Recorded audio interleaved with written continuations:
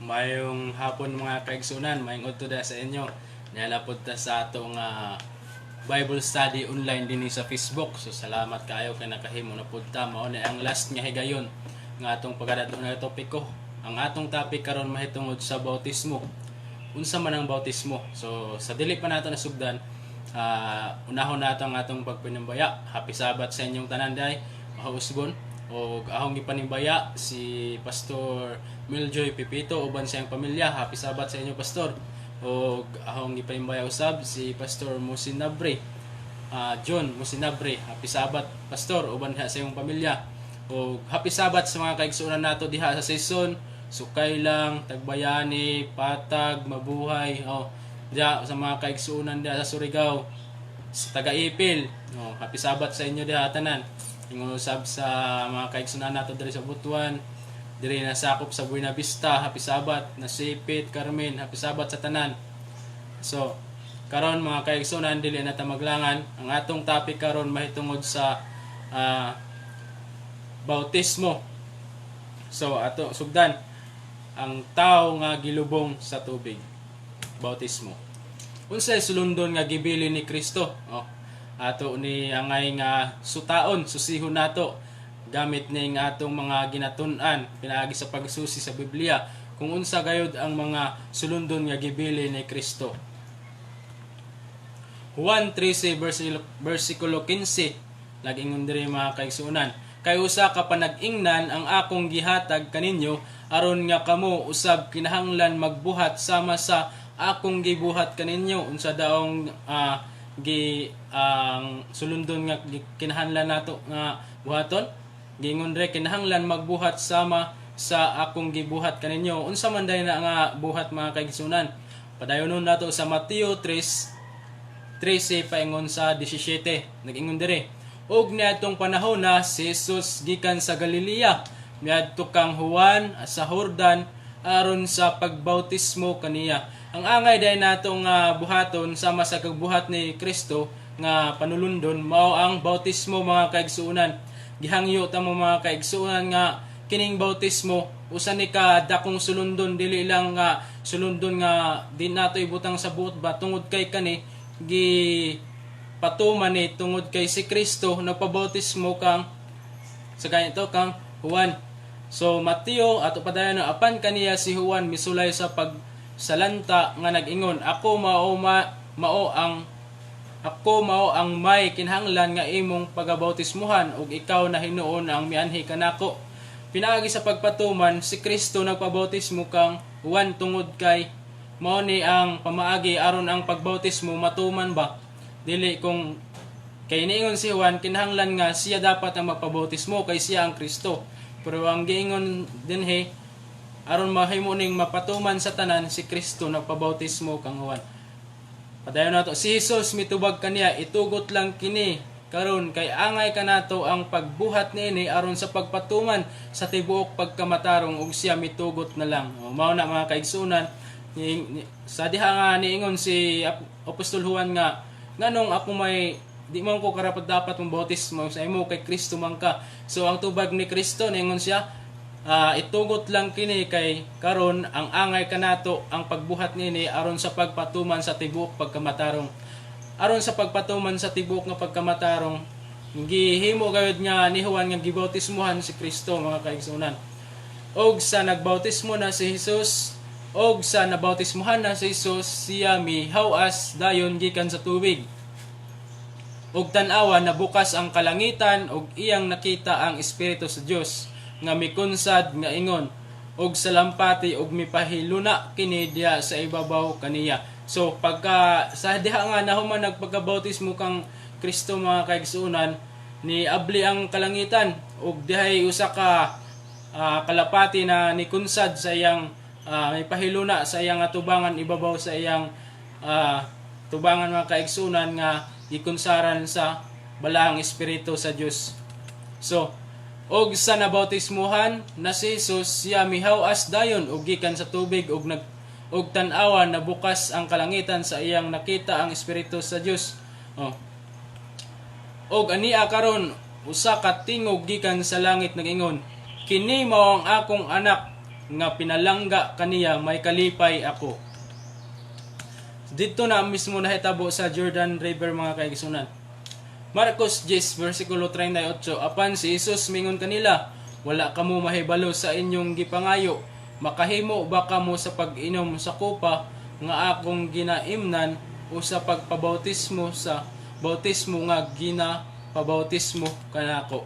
So mga kaigsunan, ang bautismo importante kaayo. Si Kristo nga ni napabautismo aron ni sa pagpatuman. Unsa na lang kakita no? Kay kaning bautismo nailabot ni sa atong kaluwasan. Mateo 28 versikulo 19 paingon sa 20. Busa panglakaw kamo og himuan ninyong mga tinun-an ang tanang kanasuran sa pagpamautismo kanila sa ngalan sa Amahan ug sa Anak ug sa Espiritu Santo. Mao ni ang sulundon na ang nagipatuman ni Kristo mga kaigsunan alang sa ato mga tao ang pagpabautismo nga magatudlo kanila sa pagtuman sa tanang mga akong gisugo kaninyo ug tan-awa ako magauban kaninyo sa kanunay hangtod sa katapusan. Unsay giingon gay na panglakaw kamo ug himuan ninyo mga tinun-an ang kanasuran sa pagbautismo pinagi sa ngalan sa Amahan, sa Anak ug sa Espiritu Santo. Mao ni ang giingon mga kaigsunan nga unsa may langanan nato nga kung ang bautismo nailabot sa kaluwasan, unsa may langanan no? Kung makadungog ka ayo na langana ingon pa kay ingon pa nila nga naisa ka istorya ang mga kaigsunan nag-ingon nga si Kristo nangita sa mga tao pero nganong ang mga tao lisod man pangitaon si Kristo. Mao na mga kaigsunan ang hinumduman nato no.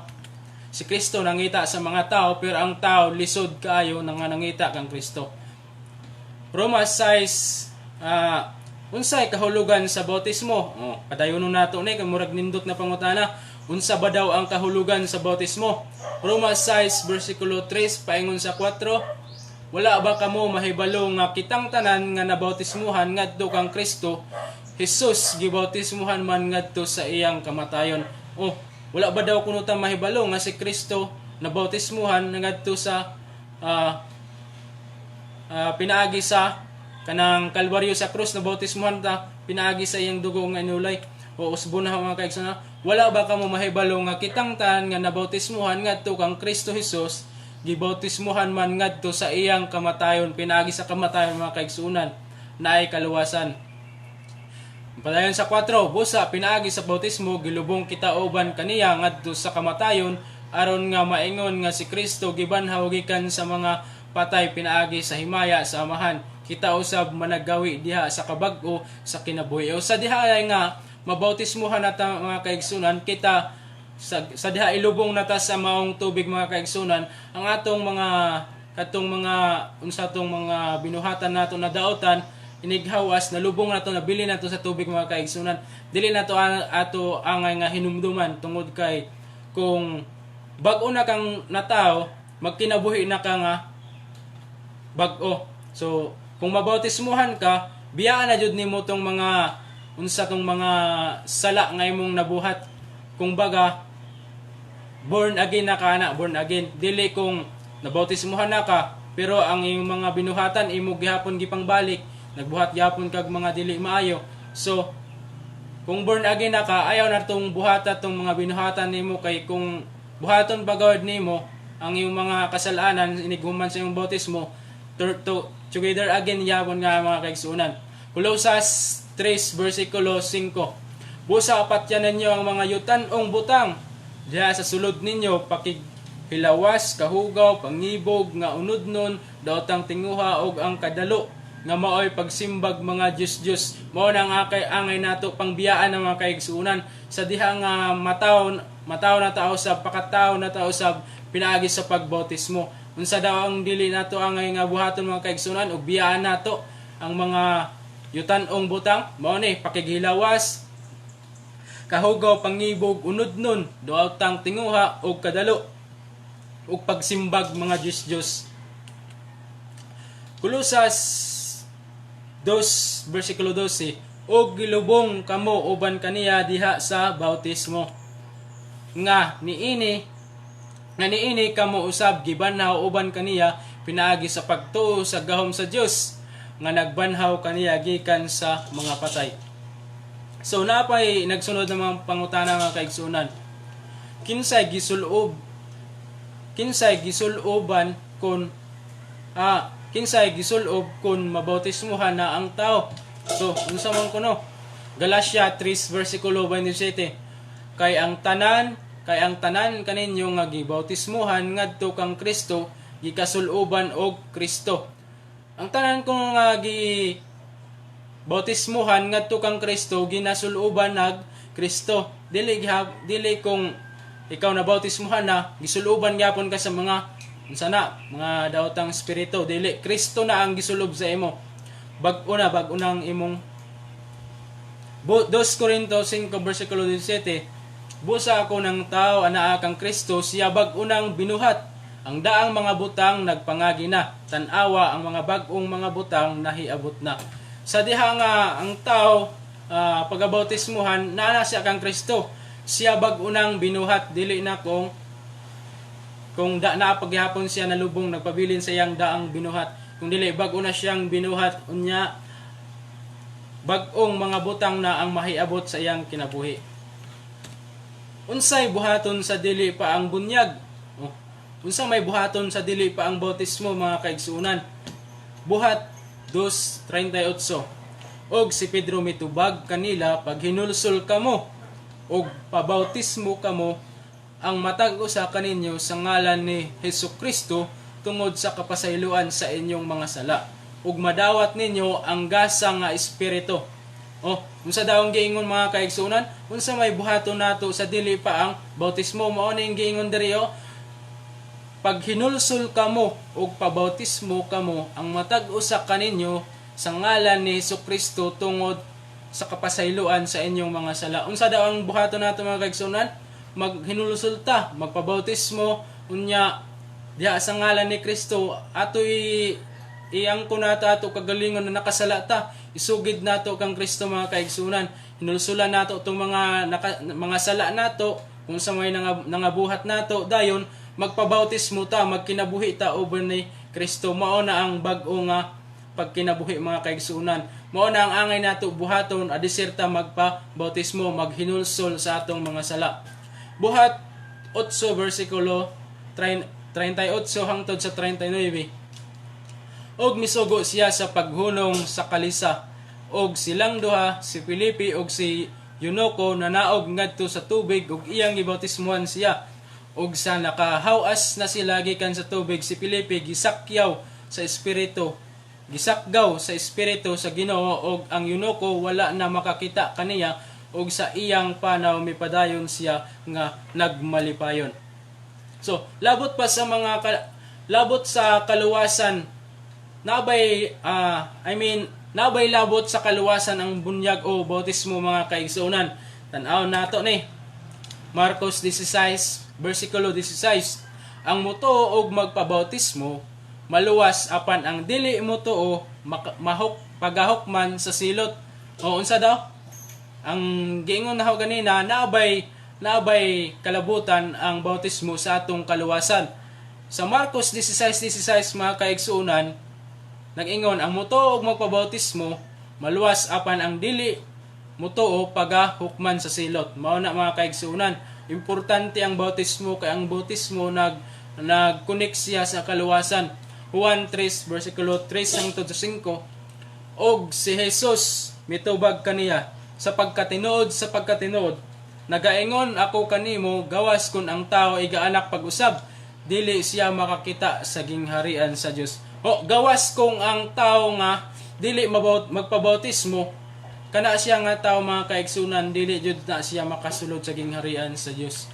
Di siya makakita sa gingharian sa Dios. Og si Nicodemo nangutana kaniya, unsaon man ang pagkahimo nga igaanak ang tao sa tigulang na siya? Makasulod pa ba siya pag-usab sa taguangkan sa iyang inahan og mahimugso? Og si Jesus mitubag, sa pagkatinuod, magaingon ako kanimo, gawas kun ang tao igaanak sa tubig ug sa espiritu, dili siya makasulod sa gingharian sa Dios. Mao na ang giingon, mga kaigsunan. Gusto ninyo nga kanang inyo gayud mapamalandungan, tan-awon lang jud ninyo na sa 1:3 versikulo 3 paingon sa 5. Kanus anato dawaton ang bunyag o ang bautismo? Kano sa pamanato dawaton ang bunyag o ang bautismo mga kaigsunan? Susiyo na pod nato. Buhat 22 versikulo 16. Ug karon unsa pa may imong gipaabot tumindog ka ug magpabautismo ug hugasa ang imong mga sala pinaagi sa pagtawag sa iyang ngalan. Unsa daw ang giingon mga kaigsunan? No? Kanus pa man ta magpabunyag ingon pagayon sa maong pangutana. Ingon dire sa buhat 22 versikulo 16, tumindog ka og magpabautismo ug hugasi ang imong sala pinaagi sa pagtawag sa iyang ngalan. Hebrehanon 3 versikulo 7 ug 8 busa ingon sa gisulti sa Espiritu Santo, karong adlaw inig kadungog ninyo sa iyang tingog, ayaw ninyo pagahii ang inyong mga kasing-kasing. Ingon niya atong pagpasupil nila batok kanako sa adlaw sa pagpanulay didto sa kamingawan. Unsa na mga kaigsunan? Inig madungog ni ninyo nga mensahe mahitungod sa bautismo, ayaw pagahii inyo kasing-kasing, kundi mahimo ninyo nga ibutang sa inyong hunahuna kung unsa gayud ang unsa ka importante ang bautismo, ayaw ninyo pagay ang inyong mga kasing-kasing. Ingon ni atong pagpangsupil nila batok kang Kristo mga kaigsunan. Angay jud nato na nga notice sa atong kaugalingon nga dili jud nato kanunay pagahian ang atong kasing-kasing, labi na og nagisgot ta sa balaan nga pulong ni sa Dios. Job 10 versikulo 21. Sa dili pa ako mugikan nga gikan didto dili na mubalik ngadto sa yuta sa kangitngitan ug landong sa kamatayon. Unsa daw? Sa dili pa ako mugikan nga gikan didto dili na mubalik. Gipasabot diri nga sa di pa siya mugikan didto sa ingon pa i-convert nato sa tinaw kayo nga pag-explain.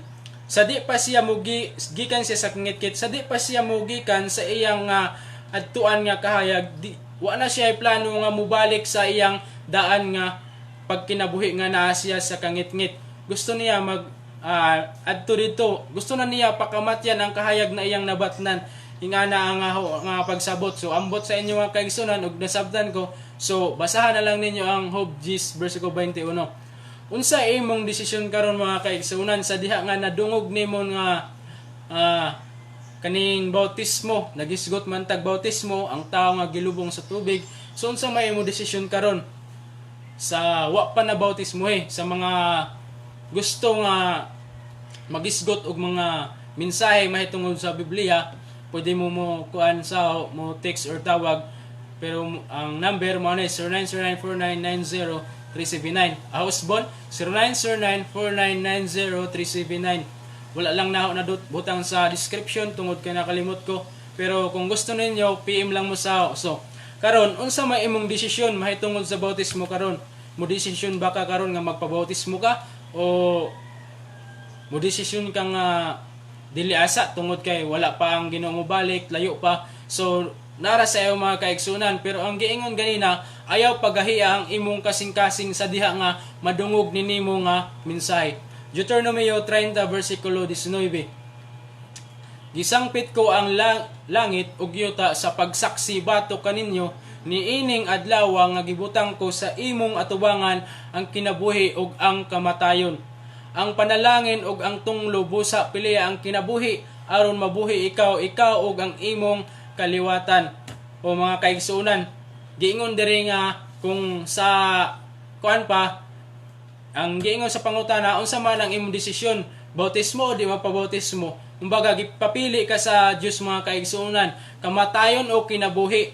Kamatayon o kinabuhi. Mao na ang pagpili mga kaigsunan. Magpabautismo ka o di magpabautismo. Kamatayon o kinabuhi. Kinabuhi na lang kasiguruhan, kinabuhi nga kalaglagan, kamatayon nga kalaglagan. Mao na ang pagpili nato mga kaigsunan. Nanas ato pero sama sa gingon hagay na usbunaho kung nadungog nimo ni na mensahe, ayaw pagahiya ang imong kasing-kasing. Ang bautismo importante kaayo tungod kay naa siya koneksyon sa atong kaluwasan. Ingon pagali sa Mateo 28 nga panglakaw kamo himuan ninyo tinun-an ang tanan. Ag pangbautismo pinaagi sa pagbautismo, pinaagi sa ngalan sa Amahan sa Anak ug sa Espiritu Santo. mao na ang gitudlo sa Dios mga kaigsunan, mao na ang gipatuman ni Kristo. Jeremias 21 versikulo 8. Ug niini nga katawhan ikaw magaingon, mao kini ang giingon ni Jehova, ania karon akong gipahaluna sa inyong atubangan ang dalan sa kinabuhi ug ang dalan sa kamatayon. So, gipahilo na ni Kristo mga kaigsunan na sa imong desisyon. Gipakita na, gihatagan na kag choice. Papili na ka, dalan sa kamatayon o dalan sa kinabuhi. Asa may piliun nimo? Kamatayon, kinabuhi. Kung kamatayon mga kaigsunan, mao na siya ang pagpili sa dili ka magpabautismo. Pero kung dalan sa kinabuhi, mao na ang pagpabautismo kaigsunan. So, unsa mang dala na ang imong pilion, igsoon. So, naana sa imo. Busa, ayaw paghahiyang imong kasing-kasing kung gusto nimo nga mahimo ka nga makasulod sa gingharian sa Dios, mahimo kang isa sa mga sumusunod ni Kristo, pabautismo jud mga igsoon. Pinadayag 3 versikulo 20, tan-awa nagatindog ako sa pultahan ug nagatuktok kun may magapatalinghog sa akong tingog o muabli sa pultahan, kaniya mosulod ako ug makigsalo ako sa pagkaon uban kaniya ug siya uban kanako. Tanawa si Kristo mga kaigsunan, kanunay nagatuktok sa pultahan sa atong kasing-kasing kung magapatalinghog ta sa iyang tingog ug ablihan nato ang pultahan sa atong kasing-kasing.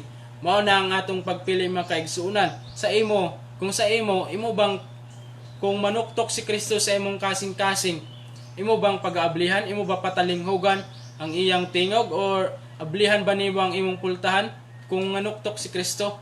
Mga kaigsunan, mao na ang atong pinakanindot nga choice. Ang buhaton nato ana mga kaigsunan, piliun nato ang dalan sa kinabuhi. So mao na mga kaigsunan ang atong topic karon, mahitungod sa bautismo. Kung interesado ka magpabautismo mga kaigsunan, so pwede ka mo desisyon nga tinud-anay gyud aron nga magtuon na podcast sa uban nga bahin mahitungod sa Biblia tungod kay ingani ang angay buhaton mga kaigsunan. Kung mo desisyon ka magpabautismo, kinahanglan tun-an sa gyud nimo ang Biblia kung naa na ba kay nasabtan o masabtan na ba nimo gayud tanan, kung tinud-anay na ba gayud ng imong desisyon. So ipaagi sana sa pagtuon sa imong Biblia para nga makita jud nga dili ni kung binuang wa ka giingnan nga bugal-bugal raman ni sigurong gitudlo sa nga bautismo tungod kay siguro mao na ila gitudlo nya basta kay maayo ang sa tinud-anay mga kaigsunan, ang bautismo dili binuang dako ka na siyang labot sa kaluwasan. So kung ingon pa nato mga kaigsunan, kung ato ibutang sa atong kasing-kasing unahuna, ayaw jud paghahi imong kasing-kasing tungod kay ang nindot nga pagpili nara sa imo nga kaugalingon. Unsa may imo pilion, dalan sa kamatayon o dalan sa kinabuhi? Mao na ang ato pamalandungon mga kaigsunan. So salamat kayo sa mga pag-view mga kaigsunan. Salamat sa mga viewers nato diya. O palihog, i-share lang ni kung gusto ninyo nga makahimupod mo sa pagmensahe, i-share ninyo nga video aron dili lang kamo ang napanalanginan. So sa dili panahon ni pakatak-opan, ahaw mo gihangyo nga magampo tas sa makadyot. Salamat Ginoong Dios sa pagpasabot nimo kanamo kung unsa kaayo ka importante ang pagpabautismo sa maong sulundon nga imong gipatuman kanamo. Salamat Amahan na ikaw kanunay nakig-uban sa among pagkinabuhi ning madanlog kayo nga kalibutan. Hinaot nga imo ming tabangan na dili na magpagahayon ang among kasing-kasing aron sa diha nga ikaw munoktok og among madungog ang imong tingog kami mag-aabli sa pultahan sa among kasing-kasing. Salamat sa maong grasya na among nadawat. Salamat sa kinabuhi na among naangkon amo kining tanan gisalig sa ngalan ni Jesus. Amen. So mga kaigsunan, salamat kayo. Ang atong topic nga pinakalas na topic nato karon mga kaigsunan na human ra gayud sa isa ka semana nga Bible study online nato diri sa Facebook. Salamat tungod kay naagi hapoy mga viewers nato nga nagtan-aw sa atong online nga Bible study. So salamat sa tanan nga inyong suporta. Dili lang kung kamo ang nakadungog ay na mensahe, daghan pa mga kaigsunan. So kung gusto niyo na maka-share pod mo sa uban, i-share din ninyo ni sa inyong timeline, sa inyong mga amigo, amiga. So Dili na ko magdugay mga kaigsunan tungod kay naapod mi lakaw karon, og salamat sa inyo isa ka semana nga suporta nga nagatan-aw mo kanunay niini. So ahong gipasalamatan diay ang mga kaigsunan nato nga nangulo sa atong buhat. Salamat sa kang Pastor Meljoy Pipito o kang sa atong Assistant District Pastor si Pastor nga John Musinabre sa mga challenge nga iyang gihatag sa ako sa 1 week nga Bible study sa Facebook. Salamat kayo hinaot nga napay mga buluhaton nga moabot nato sa atong kinabuhi na di jud nato ang ibalibaran kay tungod kay importante mga kaigsunan ang pagpagamit sa buhat. So mao na to mga kaigsunan, kita-kita ta sunod na mga susunod na mga buhat nga ihatag sa ato pinaagi sa ingon ani na mga mensahe. So mao na to, God bless sa tanan o happy Sabbath.